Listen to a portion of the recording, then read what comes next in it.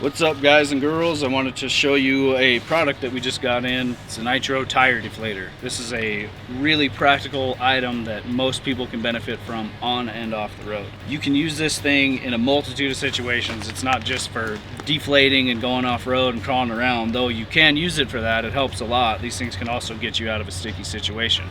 For example, you get some snow on the road, you hit a drift, you hit a bank, you can't get out. Last ditch effort, you can deflate your tires. Each tire is going to be different. Find your recommended lowest PSI. Figure out what you got to do to get some sidewall on the ground, and you've effectively increased your traction 20-30% per tire. Might get you unstuck. Likely it will. It's a good tool to keep it with your jumper cables, etc. I keep mine with my jumper cables. It goes where I go, and it does make the ride that much better off-road if you've got a compressor to refill when you're done.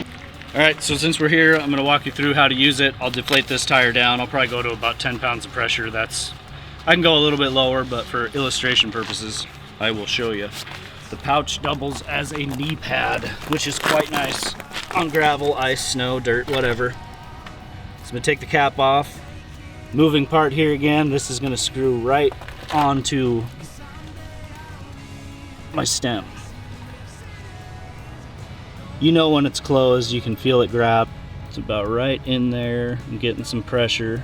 Again, I'm going to make sure that I'm closed. There's open, there's closed. I'm making sure I'm closed. Now I'm going to bring in my core removal tool. Now you're going to feel it, and you can see the pressure just jumped on there once you get into it, because it's going to want to release air.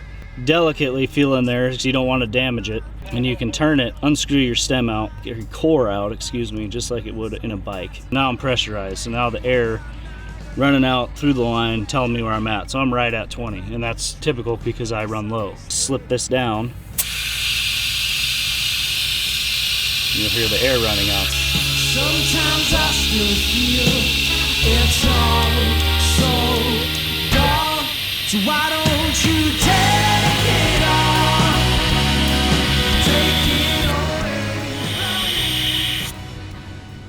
So now we're down to my desired. I'm right about 9-10 pounds. Taking it off, you want to be certain that you've got your core back in, because if you unscrew this and your core's out, you're going to lose it. You're going to lose all your air, and if you don't have an extra core, which you probably don't, you're shit out of luck. So I go back in here, and the same thing, you'll feel when it starts catching. You don't need to over tighten it, but you want to make sure that you are seated back in. And so I've got it snug there, so I'm comfortable with where it's sitting. And my air stopped, so I'm no longer bleeding any air out. Now to the removal. I'm open, fully open here. I got no air coming out. I know that core is in good. And I just back it off. And just like that, put your cap back on. And you've just increased your traction.